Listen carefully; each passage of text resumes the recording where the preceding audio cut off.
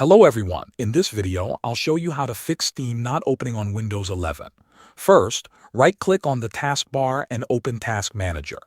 In the Processes tab, look for Steam or Steam Client Bootstrapper. If you see any Steam processes running in the background, right-click them and choose End Task. After that, close Task Manager and try opening Steam again. If Steam still does not launch, try running it as an administrator. Find the Steam shortcut on your desktop or in the Start menu. Right-click it and select Properties. Open the Compatibility tab and check the box for Run this program as an administrator. Click Apply, then OK. Now open Steam again and see if it works. Another fix is clearing Steam's local cache files. Press Windows key plus R to open the Run window. Type %local app data% and press Enter. In the folder that opens, find the Steam folder and delete it. This removes temporary files that may be causing startup problems. Restart your PC and launch Steam again.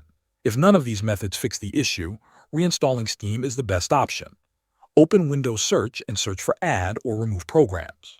Open it, find Steam in the list, click the three dots next to it, and choose Uninstall. After removing it, visit the official Steam website and download the latest version of Steam. Install it and sign back into your account. Thanks for watching.